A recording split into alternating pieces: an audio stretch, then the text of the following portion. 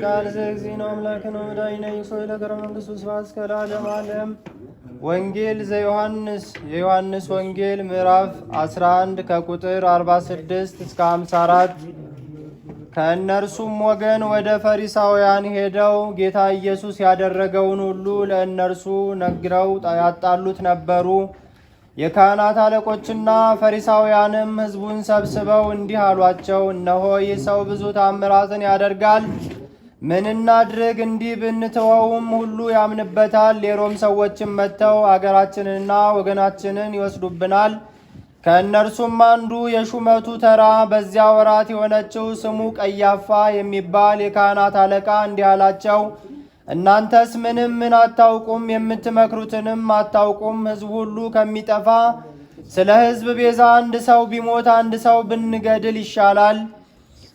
ይህንም የተናገረው ከልቡ አይደለም፣ ሊቀ ካህናት ነበረና ሹመቱም በዚያ ወራት ነበረችና ይህን ትንቢት ተናገረ እንጂ ጌታ ኢየሱስ ስለ ሕዝብ ሁሉ ቤዛ ሆኖ ይሞት ዘንድ ነበረውና ስለ ሕዝብ ብቻ አልነበረም፣ የተበተኑትንም የእግዚአብሔርን ልጆች በአንድነት ይሰበስባቸው ዘንድ ነው እንጂ። ከዚያች ቀን ጀምሮ የካህናት አለቆች ሊገድሉት ተማከሩ።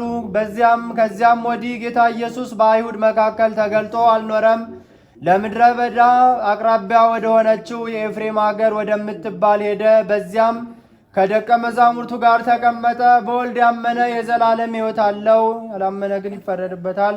በጠቅላላም ስለዚህ ዓለም መጠበቅ ጌታ ከክፉ ሁሉ ይጠብቃቸው ዘንድ የእኛንም ኃጢአት ያስተሰርይልን ዘንድ ጸልዩ። በዚህች ቦታና በሌሎች ቦታዎች ስለሚገኙ በነፍስ በሥጋ ስለታመሙ አባቶቻችንና ወንድሞቻችን ጌታ ለእኛም ለእነሱም ሕይወቱን ጤንነቱን ሰጥቶ በጎ ነገርን ያደርግ ዘንድ የእኛንም ኃጢአታችንን ያስተሰርይልን ዘንድ ጸልዩ። በባህር በየብስ በወንዝ በሸለቆ በሌላውም መንገድ ሁሉ ስለሚጓዙ አባቶቻችንና ወንድሞቻችን ጌታ በቀና መንገድ መርቶ በሰላም በደስታ ወደ መኖሪያቸው ይመልሳቸው ዘንድ የእኛንም ኃጢአታችንን ያስተሰርይልን ዘንድ ጸልዩ። በእርሻ ስለሚገኝ ፍሬ ስለ ዛፎችና ስለ ወይኖች በዓለም ውስጥ ፍሬን ስለምታፈራ ዛፍ ሁሉ ጌታ ባርኮ አብዝቶ ከጥፋትም ጠብቆ ለፍጻሜ ፍሬ ያደርሳቸው ዘንድ የእኛንም ኃጢአታችንን ያስተሰርይልን ዘንድ ጸልዩ። አምላካችን ክርስቶስ በገዢዎችና በፈራጆች ሁሉ ፊት ይቅርታና ምሕረትን እንዲሰጠን ልቡናቸውንም ሁልጊዜ በቸርነቱ እንዲያራራልን ኃጢአታችንንም ያስተሰርይልን ዘንድ ጸልዩ። ስለ ሀገራችን ኢትዮጵያ ስለ አስተዳዳሪዎቿና በጠረፎቿ ጠላትን በመከላከል ያሉትን ጌታ በሰላም ይጠብቅ ዘንድ በዓለም ሁሉ ስላሉ አብያተ ክርስቲያናትም መልካም ነገርን ያስቡ ዘንድ ኃጢአታችንንም ያስተሰርይልን ዘንድ ጸልዩ።